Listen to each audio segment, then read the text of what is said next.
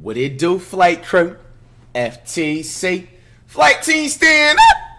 NBA rules you didn't know exist. Let's check it out. Told you this By the man jersey rebound. is banned from the NBA. Or that there's a 4-point line you've never seen before. BS, ain't no These are 4-point line. 17 NBA rules you didn't know exist. And first, Did that there's a ref dunk check? that's so dangerous it was banned by the NBA. Actually, let me move the webcam because it got that little countdown in this bit. You know what I'm saying? Best editor in the world, man. I got y'all, man. You know this? A dunk that is banned?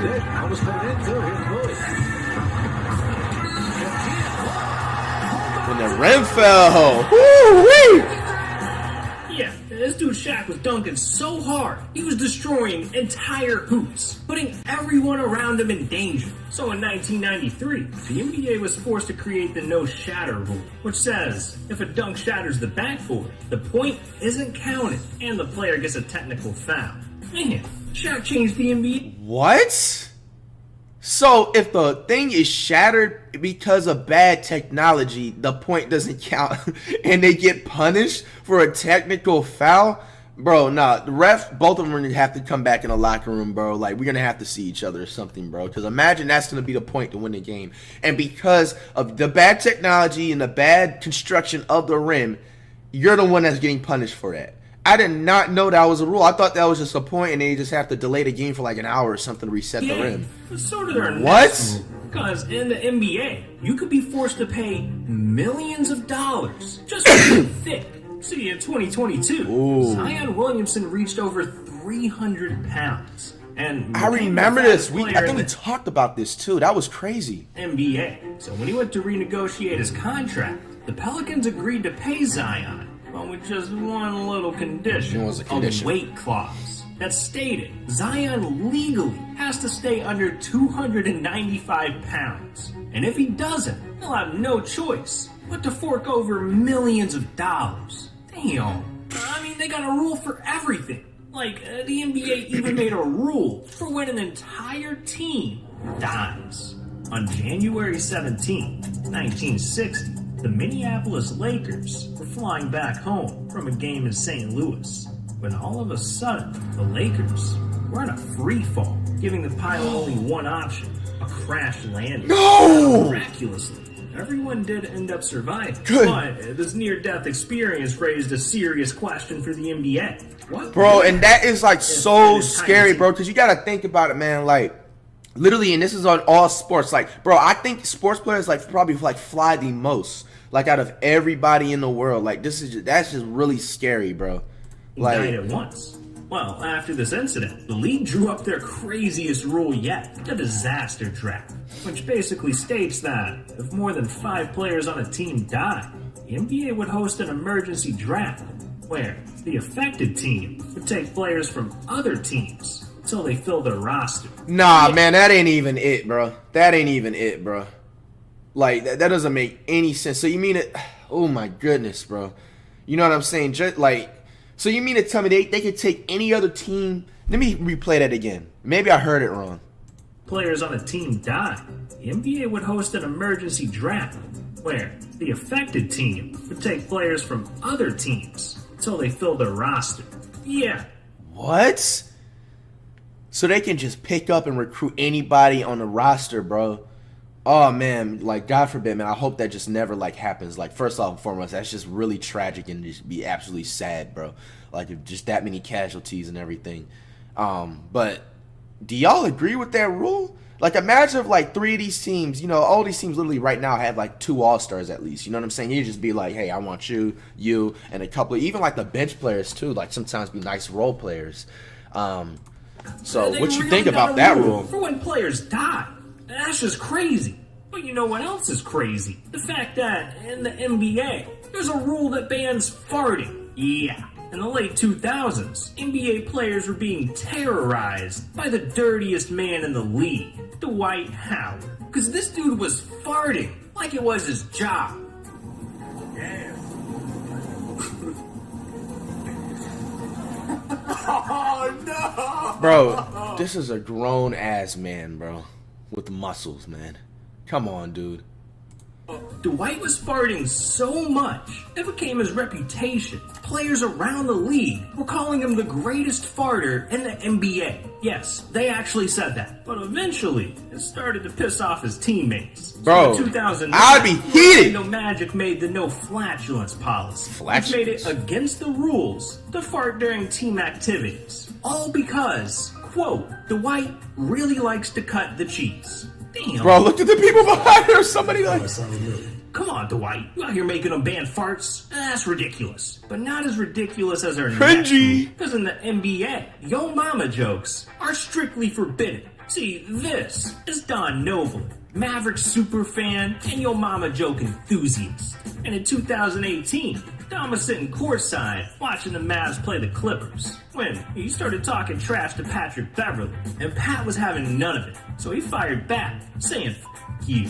But that's when Don went for the kill, roasting Pat Bev with just 3 words. Yo mama. And that is when all hell broke loose. Oh, wow. He just Patrick Beverley. See, that's disrespectful, bro. It's like, bro, come on. Like, you saying stuff about someone's mom, bro? Like, that's just an instant, like... Which is not very nice. No. Well, he's going to get a technical for something. Yeah, and after a diss like that, the NBA had to do something. So not only did they ban Don from the arena for a year, but the very next season, they literally made yo mama jokes illegal, saying, "We've added a rule that makes comments about a player's mom something we'll pull a fan out of their seat for." Oh really? Well, you can pull me out of my seat. Well you'll deserved. never Don't pull talk me about out nobody's of parents. It's your mama. But anyways, we gotta talk about referees, because it's literally against the rule. Timeout LA. Whack! Get out! Get away from me, Steve. Get away from me, Steve. He didn't say a word. Technical foul Wallace, he's gone. No, not right. I asked him 3 times to stop staring at me, trying to intimidate me. I'm done. He's gone. I mean, he did ask him to stop 3 That's crazy. I didn't even know the refs actually explained them. So they need to put, like, mics on the refs and ish. You know what I'm saying? Like, I did not know that they actually sit there and explain to the players, like, what they called them for. That's funny as kind of that. had it coming. And so did Dennis Rodman. So I bet you didn't know that. He forced the NBA to ban his jersey number. Really? Back in 2000, Rodman signed with the Mavericks. During a meeting with team owner Mark Cuban, he really wanted to have 69 as his jersey number. And Mark was down. So the very next day, he ordered 10,000 Rodman jerseys with 69 on them. But then, the league found out. They weren't too pleased with Rodman's number, so they put it to a vote. And by the end, the NBA decided to ban number 69, leaving Rodman with no choice but to wear number 70. Man, they really do got a rule Just for ran one everything. more number no up. one knows this better than Karan Butler. Because this What y'all dude think about created that? the Banning a weirdest number. rule in NBA history. See, in the 2000s, Karan had a couple of screws loose. Because this dude was obsessed with chewing straws. Got a handful on me. I used to chew straws in, like, the collar of my shirts. I wouldn't say it's crazy obsession, but if you do it too much. Start getting a little stringy. Yeah, gotta spit it out. I do it at home. My daughter even does it sometimes. I don't do these. I don't do 7-Eleven straws, anything. McDonald's, Burger King. Jesus, this guy was getting bricked up over some plastic. But for Karan, What? chewing straws was a way Rebound. to calm his nerves. So he even started doing it during his games, averaging a ridiculous 12 straws per game. First half, I can go through at least 6. First that. Yeah, easy. So 12 again. But eventually, the NBA got a little concerned. Yeah, you see his because teammates they thought all chopping. that chewing might make him choke. Yeah, that's what I'm So saying. in 2010, they decided to save Karan from himself. It's crazy too, 'cause I don't even know how, like, players, like, unless you play, like, maybe baseball, man, even baseball, you can accidentally, like, I don't even know how people be actually chewing gum. Like, I have never been, I know Michael Jordan's been doing it, and, like, other NBA players been doing it for a long time. Like, bro, I could never, like, just, like, that's too much because, like, I don't know, bro. Like, you go out for a layup, and if someone, like, hits you out of nowhere, and you know what I'm saying, you get a little jump scare, and it goes down the wrong hole. The no straw rule, which literally says players are banned from chewing straws during NBA games. Ridiculous. But look, man, sometimes players make their own rules. Really? If you don't follow them, you'll get your ass beat. See, in 2021, the Thunder were beating the Lakers by 5 points with just 4 seconds left. I mean, the game was already in the bag, but when Darius Bazley got the ball, he did something dirty. And they throw it in. And here's the tackle. The ball on it was Bazley dunking it. This is in Bazley's face, telling him not to do that. See, Darius broke an unwritten rule between players. That is It says, whack rule, if your bro. team's basically won, and it's just a matter of time. You gotta dribble the clock out and not score, because it's disrespectful as hell. So Russ just had to put Darius in check. But hey, the NBA needed to put his players in check too. That's why there's a rule that bans them from using Twitter. See, in the late 2000s, the Twitter Oh, first I think launched, I may players have were addicted immediately, and they started heard tweeting it. some crazy stuff.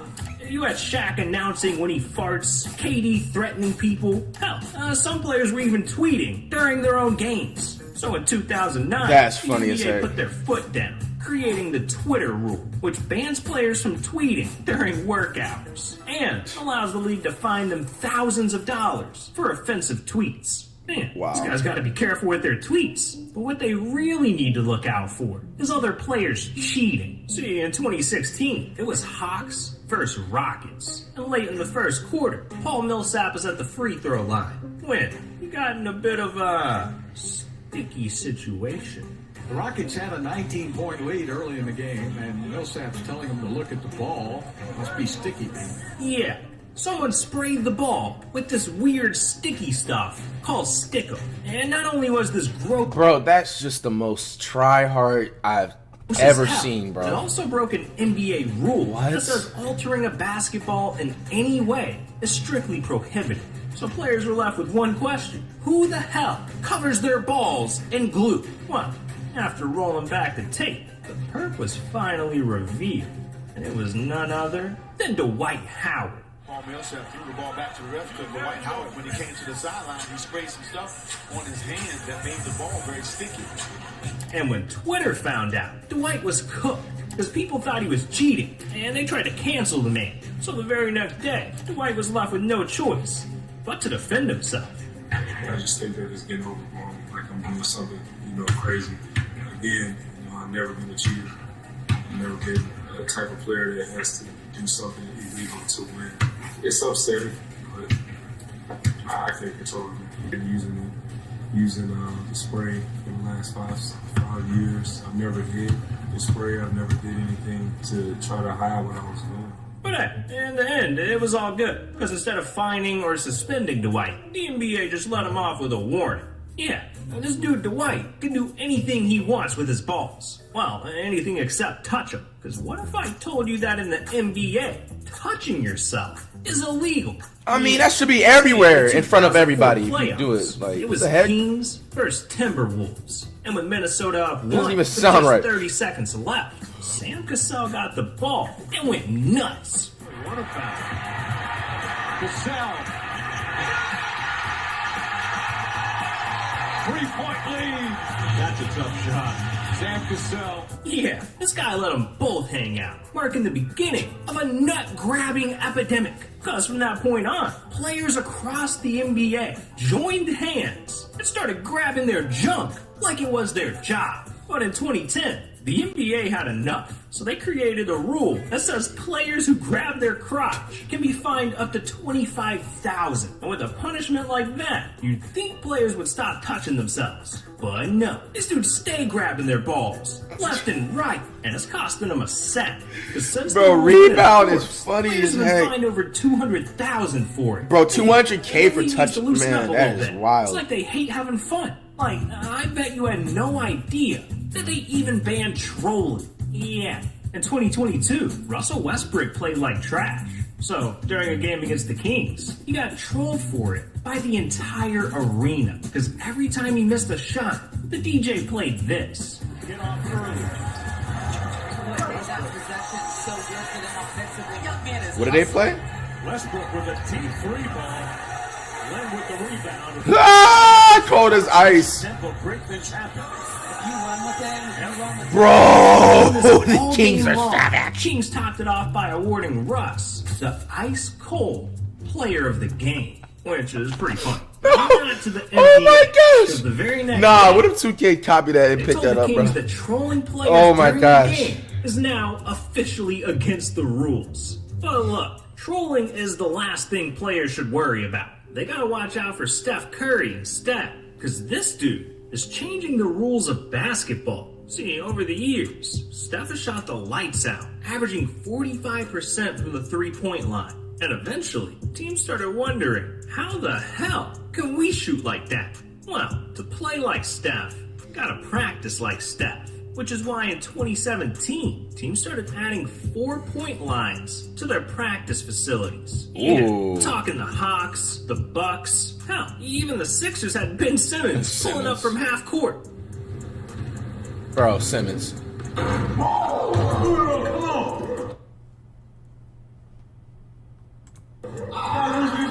This is exactly why Simmons got the head he got with shooting the ball, bro. Damn. He thought he could make it more than that after that, What I bro. really can't believe is our next rule. The fact that women can play in the NBA. Yeah, and not That only happened before? but there's even a woman that's made it to the league. See, this is Lucia Harris. And she was a beast in college. Because at 6'3", she averaged 26 points and Damn, 14 6'3", it rebounds looks a like game. she's 7'2". But after graduating in 1977, there really wasn't an opportunity for Lucia. It's not like the WNBA was around. So she decided to take her degree, get a normal job, and start a family. But a few months later, everything changed when Lucia got a phone call from the New Orleans Jazz saying they selected her in the New Orleans 1977 Jazz? You mean the NBA New Orleans draft. Hornets, my man? The New Orleans Jazz. And they were ready to fly her out to their training They was called the camp New Orleans until Jazz? Lucia told And them. it's crazy, you know. It's funny because it actually sounds more like, because like New Orleans, like they're known for like also like the soul and jazz as well, aren't they? Why did they ever change that name? Because how are you gonna have Utah? How, like call them the Utah Jazz? Like do they have? Are they known for that too? New Utah Hornets. There's no Hornets in Utah because it's cold, probably, right? I don't know. I know there's Hornets in definitely in New Orleans though. You know what I'm saying? Or just the South in general. They have some mean wasps and hornets, and I'm allergic to them. So unfortunately, she had to say no to the NBA. But her story doesn't end there, because even though she never played in the NBA, in 1992, the league decided to induct her into the Hall of Fame. Oh, Right, man? okay. You never know. That's fire. Maybe we'll see another woman make it to the league and actually get to play.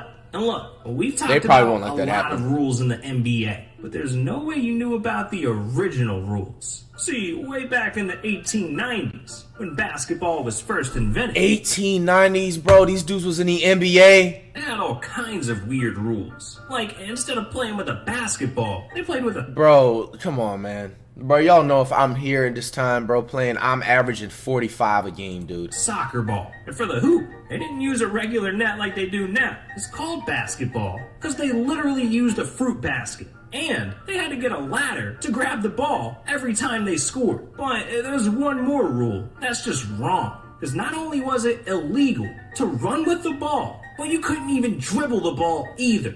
Yeah, dribbling was against the rules. And as a result, these original rules made basketball suck. So over the next century, they rewrote the entire rule book, turning basketball into the sport we all know and love today. Man, thank God they changed the rules, because I don't think fans would put up with that. I mean, they barely tolerate the game now. Like, we've seen fans throw stuff at players, flip Whack. guys off. Hell, I've seen fans start rioting over a missed layup. Look, if all that sounds interesting, then you need to click this video right That's just here.